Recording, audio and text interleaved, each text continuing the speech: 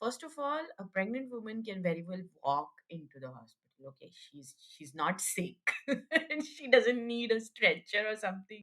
Obviously, media, movies, etc. They want to dramatize the event of birth, because birth itself is dramatic. In a way, it has a mystery.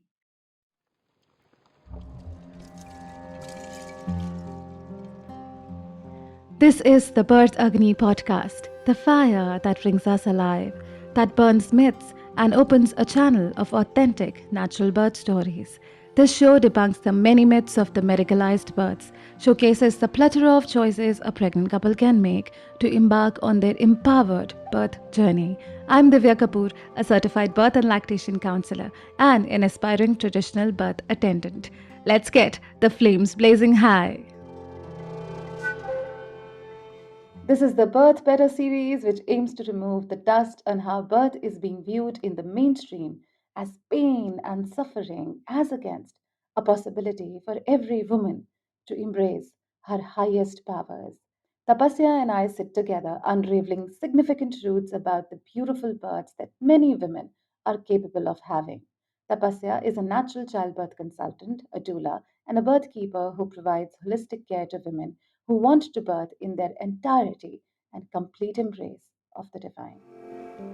So, all of that, Tapasya, do you remember any of those movies that speak about all these things? And A bunch of them. But first, I would like to talk a little bit about why it is portrayed like that. Because, obviously, birth is so medicalized in our culture right now that we think birth cannot happen out of hospitals. And whenever in movies, etc., you see out of hospital births, it's like, in those older 80s 90s movies, a woman would go in labor and she would be shouting, and there will be um badal garaj rahe, and there is lightning and there is shower, and then they will just focus on the face, that and then there would be sound of the baby, and she was like, I'm so finally, happy. yeah. So those scenes, those Amitabh Bachchan movies and all that. And now where we have come, where women are shown in hospital gowns and somebody's taking them on a gurney. First of all, a pregnant woman can very well walk into the hospital. Okay, she's not sick, and she doesn't need a stretcher or something. Obviously, media, movies, etc. They want to dramatize the event of birth, because Right. birth itself is dramatic. In a way, it has a mystery. And in media portrayals, the beginning of labor is like, oh, my water broke.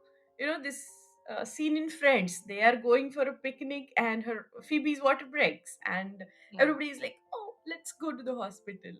Yeah. And it's like a If waterfall, Yeah, like yeah, gush of water, so a much water puddle, down there. yeah, oh yeah. Yeah. If Phoebe had a friend who was a doula, she would say, anyway, let's go for picnic because you're not having contractions right now. Water breaking is Exactly. not an emergency. Wait for contractions. And the most stupid thing in recent memory I've seen about birth is the last scene from the movie Three Idiots. Yes, I remember That a that. doctor is instructing them how to create a vacuum extractor and do it. First of all, you cannot do vacuum extraction unless and until you give an episiotomy. And I often think if there was a midwife present there, she would say, you guys, please shut up.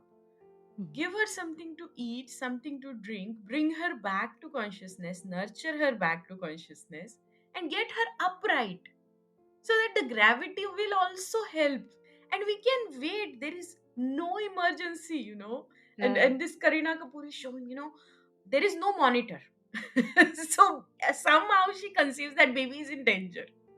But women sleep in transition. Sometimes when the baby is coming out, their contractions stop, they will take rest, their uterus needs rest, and then they might push out the baby, Yeah. and wow. The thing they are doing, it's hilarious. But contributes to increasing this fear around birth, that something can happen and somebody can die. It's But an it emergency doesn't work like situation. that. Yeah, Yeah. because if that was the case, home birth midwives would never work. And It home doesn't births happen in were a moment. Yeah. right. Like 2 decades Yeah. ago, a decade ago, people were born at home. That's what our tradition has always been. If we look around, our maids and back home, our house helps, they still have babies at home.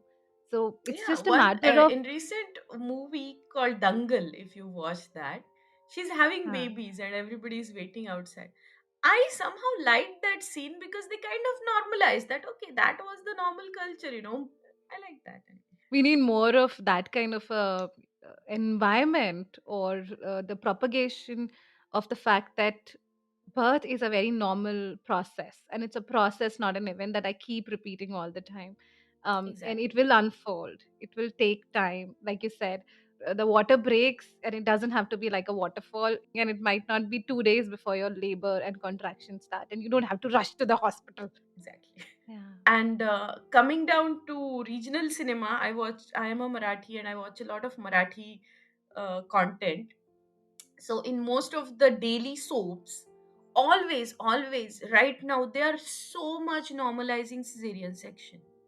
Like in Yeah. every soap, a mother is pregnant. In the end, she has a cesarean section, and they will give funny reasons like, "Oh, the cord was around the baby's neck," and we Yeah. always And that know that that is not a reason um, for a C-section. yes, and that's very common for all of us who somehow go to the practitioners who are propagating that. Oh, there was cord Yeah, around. Oh, the baby passed meconium.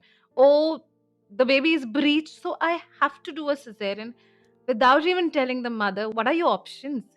Can you yeah, actually just have a natural delivery, not even giving the mother a chance? And mothers at the very beginning of their pregnancy start fearing, oh my god, what do I do if I have a breach? I shouldn't have a breech baby. Like it's an abnormality that has just been, yeah. and it's pathetic. Just Yeah. from the soaps, and more like the fact that it's a part of our medical culture. The other day, me and my friend, a very dear friend, Shabri Jog. Shabri is from Pune. She's a birth doula Yeah. and a birth educator for long. So we were discussing one social media post that this an actress on Marathi platform. She was justifying her cesarean section, saying that, "Oh, I'm a small person. I'm just 4 feet 8 inches." And my pelvis is small, so my doctor advised it is a c-section, and I thought it is the safest option for me, and now me and my babies are safe, and thanks to the doctor. Yeah. And we were saying that, and listen, until you go into labor, have a trial of labor, and have you know have a, I won't go into the details why a labor might stall because of the size of the pelvis, Mhm. etc. But Yeah. unless and until you do that, nobody knows if your baby will fit in your pelvis or not. Yes. Exactly. But what does this post give to the public? That, okay, always trust your doctors. And we birth educators know that doctors are not always acting scientifically or on based on evidence or even with common sense. They are acting out of fear. So much Yes. fear of birth that has been taught to them in their education, and so much fear they are portraying to the public that birth is dangerous. Yeah. Would you shed light on the fact that why the medical system, the doctors have that fear of birth and labor? Because they've been taught it like that. And where does it all begin? uh, I would say the the modern obstetric textbooks. There was this gentleman, Dr. D. Lee. We have a device to suck babies' uh, uh, respiratory parts, the mouth, Yeah. etc. That device is called D. Lee, and this person, he wrote a book. He was a famous obstetrician, and he said that birth is dangerous. Birth is like, will somebody willingly sit on a thorny bed or something like that? Birth is like that, willingly putting your body into danger, and there has to be somebody to save you, etc. So when the medical system wanted to take over birth from midwives so that most of the women could birth in hospitals, the primary cause was pandemics and sickness will come and go, but birth is there. It can be a great source of revenue. And so everybody has to be convinced that, everybody has to be hospitalized. And then why should everybody hospitalized? Why should women give in birth? Because then they have to tell you that you are safe here. Yes. Although we know that today so many iatrogenic errors are causing more harm to women Yes. than women being safe. Women feel Yes. violated, women get a lot of birth trauma, women get a lot of, unnecessary intervention, unnecessary cesarean, etc. But still, the image remains that you are safe only in hospitals.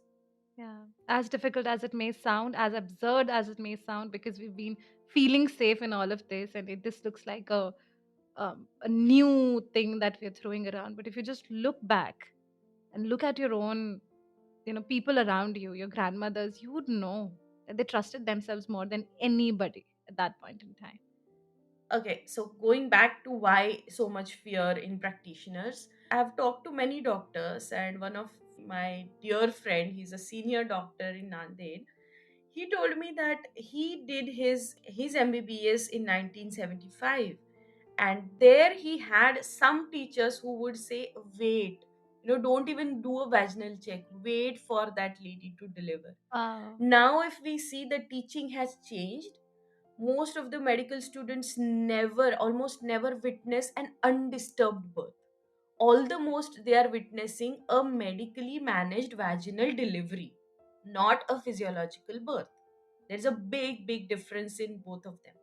That's Yeah. what happens. They are not taught patience. And the system that is there in labor and delivery wards, doctors are working round the clock. Too many patients in public hospitals, they don't even have time. And in private settings, they have their own lives, so they want to schedule births according to their own convenience. Too So many factors that we too don't many even think of. factors. Yeah. Yeah.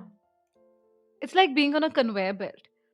We would wait for 24 hours, and that we feel, oh my God, I was waited for 24 hours. Oh my God, then I was saved. But it can Yeah, take 4 days. It can take. I've sat at the feet of women who were having 3 day labor, 4 day labor. I would just go come back at their homes, and Mm, birth will unfold because it takes time. Birth takes its own time. That's the truth. yeah. And obstetrics is also something that came after the midwives, that revolution wherein the herbal healers and the midwives were mass murdered. Then thereon, the obstetrics came on, the medical system came on, and realized that we cannot take it from women, that wisdom of birth. So they chose to, they were only doing those births which were not handled at home. Those extreme 1%, or even less than 1%, I would say, those complex cases that would go to the hospital, only those were required to go to the hospital. And just to build that up slowly and take it from the midwives and the wisdom of birth from women, it was slowly brought into the system. And now all we see is birth in the system. Yeah, and that's what media shows. I mean, it's not even their fault. It's actually everybody's fault that we are accepting so much fear around birth. Yeah. Can we just use our intuition? Because in pregnancy moms have tenfold more intuition, Yes. and we as a culture are again and again told that you need a doctor, you need a bunch of tests to reassure you that you and your baby are fine. A mom can intuitively feel if the baby is danger. The first person to know will be the mom, Yes. not an ultrasound machine, not a doctor. Yeah. From this, I remember a conversation with a woman. She was telling me that postpartum, she had a feeling that one of my babies is not breathing. And she kept saying, I think she's not breathing well. And nobody heard her. They were premature twins. She was so anxious that one of the days she fainted. And when she fainted, at that point in time, everybody realized that the baby was actually not breathing well and they had lost 2 days. Then they took the baby to the hospital while she had already fainted. She was not in a good condition. And then they came back and told her that we should have actually paid attention to what you were saying, because we were Yeah. already very late. It was just in crunch time that we reached. So there are so many stories out there of positive impact of that intuition. We just have to tap into it. And this fear from obstetrics and medical system is because it was the medical model actually came in to take into those births that were actually emergency, so they'll treat every birth as an emergency because that's what they know. Actually, we are thankful that they are there for emergencies. My Yes. plea, or everybody, in birth world, we just want to plea that please stick to emergencies. Don't make every birth an emergency, because it is not. Yeah. Even WHO says not more than 15% women will need a cesarean due to natural reasons, natural difficulties. But where are our cesarean rates going? What are we doing with birth? We have lost the respect, the sacredness of birth. We've lost all of it. There was a talk about all this fear, what it does to labor and birth. Increases anxiety, increases actual pain. So if we think what is labor pain, it's not the pain, it's intensity. If you go by the science, the uterus itself doesn't have too many nerve endings. So your uterus actually doesn't pain. It's the pain from the muscles and ligaments who are holding the uterus. They are Yeah. getting stretched and pulled and during the contractions. So that is where the pain is coming from. But there is a difference between pain and suffering.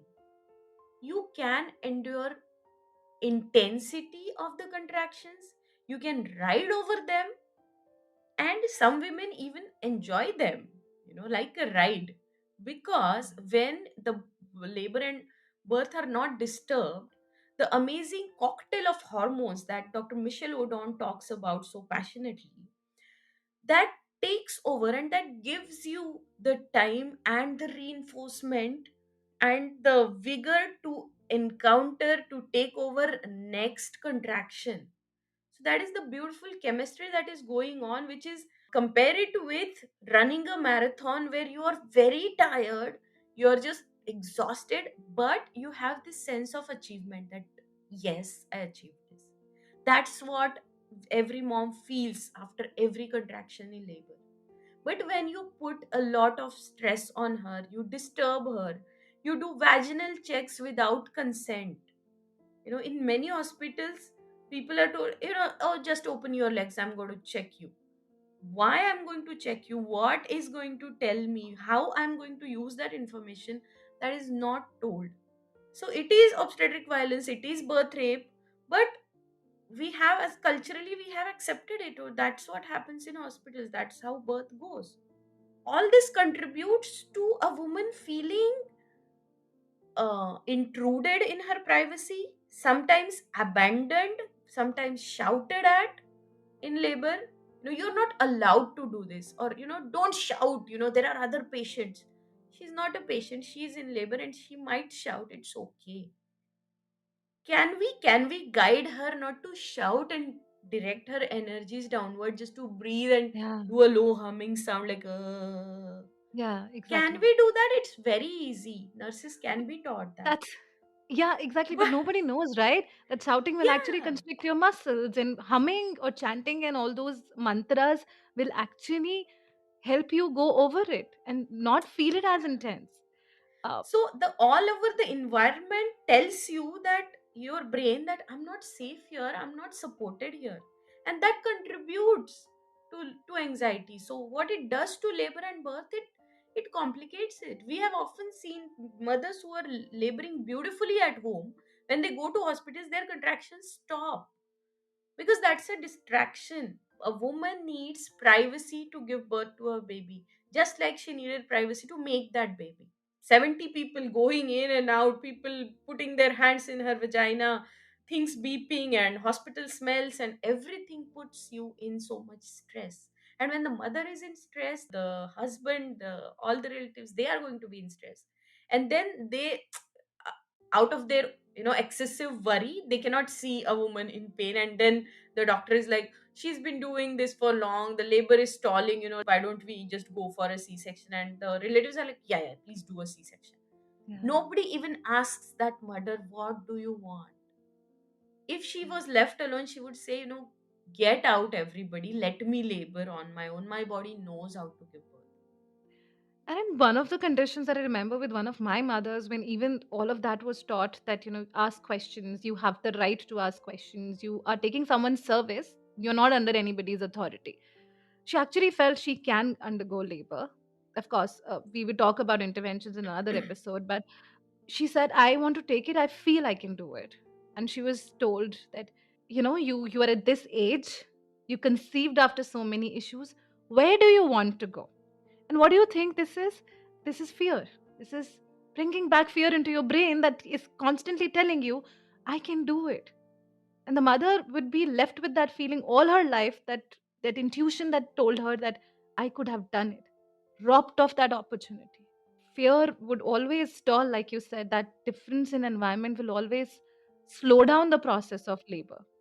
And then we'd say that that's a problem instead of working on where the problem is originating from the very same environment. So, Tapasya, we've already spoken about, your experience of home births. Then again, what happens at a home birth which looks very different from a birth which is stemming from a fear-based environment as against a home birth? So, what are the classic differences between the labor that's there for us to understand how fear? Yeah, First of all, the clients I accept or I like to work with are conscious people who know that the responsibility birth is only with them. They cannot give their autonomy to purchase a perceived safety, yeah, because nobody is safe. If you see, birth has risk, life has risks. yeah, So it's not that nobody dies in hospitals. Babies and mothers still die in hospitals. So yeah, if that is a destiny, that is going to happen. And they accept it consciously. And they have this faith that I am doing a home birth not because I fear hospitals and needles and interventions, but because I believe in my capabilities of giving birth naturally. I have that faith in my body and in my baby that they know how to dance this beautiful harmony of birth, you know yeah, because yeah, mother and baby are a team, they work as a team in birth, and that's what unfolds. So this undisturbed birth is something I'm very passionate about. It's not that every home birth midwife works the same. Some home birth midwives are very medicalized and they want to bring in hospitals into the home, you know yeah. monitoring the babies a lot and having pitocin where needed, and even giving ivs in home, etc., etc.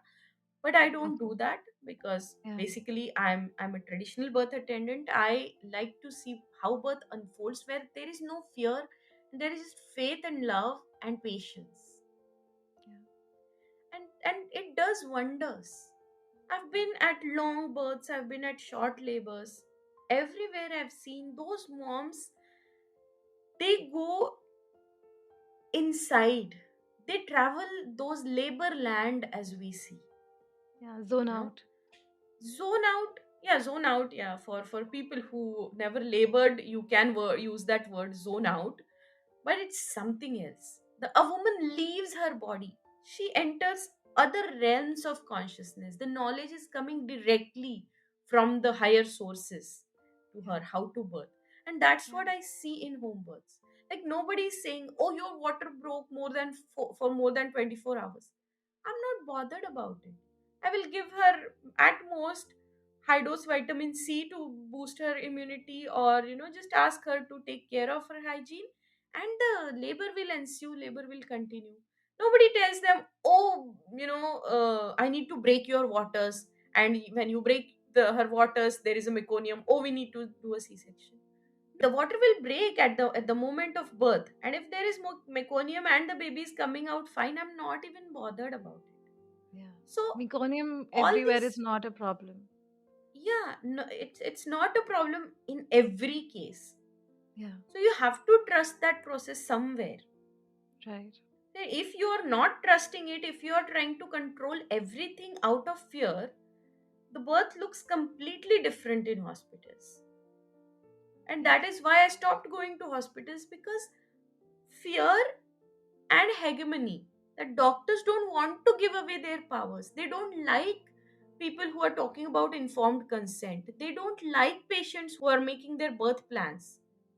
They mock them that, oh, you are making the birth plan, you will be the first one asking for an epidural or a C-section. We don't want to trust women. We don't want to give away our rank, our power over their psyche. Yeah. And in a home birth, I treat mothers as a queen. You are the queen. Birth like a queen. We are there to serve you.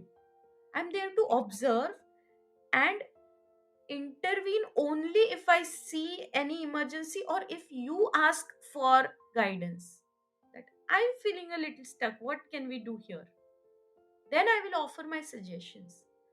I'm not doing things proactively to prevent something out of fear. Birth is a miracle, and once you see an undisturbed birth, nothing like it. Right. Because you see how powerful the design is made by the divine. Nothing compared to it. Right. And so many things in birth wherein the body feels a little difficult or uncomfortable is just a signal to do something else and not to find it as an emergency in most of the cases. It would Yeah. be a Eh, signal. Yeah. yeah, whenever a mom feels stuck, what we do is make her walk, make her, do something else, distract her from labor. Maybe go out, stand on the ground. And that's all is needed. Yeah. So, Tapasya, we've already covered what fear of birth does to labor and why it is something that needs to be worked upon. Uh, how would you say mothers should approach birth in the very beginning of their journey? Of course, mothers can, instead of going by the image that has been created of birth in the popular media and the popular culture, let's try to go beyond it. Let's try to understand how your body works in labor, how labor unfolds, and how you can support it, how your birth partner can support it. And this birth education is very, very much needed to give that faith back to women that they can birth their babies with doctor or without doctor, does not matter. Yeah. Their babies will come out the way they are designed by the divine. And most of the women, most of the healthy pregnancies will unfold into healthy good births. And not these many women have to go under C-section, because our bodies have wisdom, and this birth education is very much needed. So again, the image of an informed mother who prepares her mind and body and also takes knowledge of what happens to her body in hospital, how her birth is going to be managed in the system. When she takes this knowledge and then you know prepares her strategy, unfortunately I have to call it strategy because you have to fight your birth experience out in current Yes. system. That Yeah. shouldn't be the Yes. case actually. Women Yeah. should be supported in what options they choose in birth. But anyway, that's again a different podcast episode. But take knowledge, take birth education. Knowledge empowers, and all we need is an empowered mother who, even if she chooses a C-section consciously, it should be out of full information and her conscious consent, other than the pressure given out by the system and the family and the relatives, etc. So go Yeah. beyond the popular media and try to go back to your roots again, you know, Yeah. like everything. Yeah. Thank you, Tapasya, for doing this, for bringing out the very information that is required to see how birth can actually be, as against how it is being propagated. Thank you so much. We'll sit again on the next episode of this series and talk further on how birth can be better. Thank you so much. Definitely. Thank you. Thank you, Nitya. There is a field beyond fear, where the body is empowered to take on labor and birth. To land there, it is crucial to take birth education. To enroll into our unique labor and birth preparation course, reach out to us at www.birthagni.com or scroll through all available prenatal and postnatal preparation classes. Thank you for listening, all in the spirit of birth, womanhood, and freedom. Remember, you got the power. This podcast is about physiological birth and does not offer or claim to provide medical knowledge or diagnosis.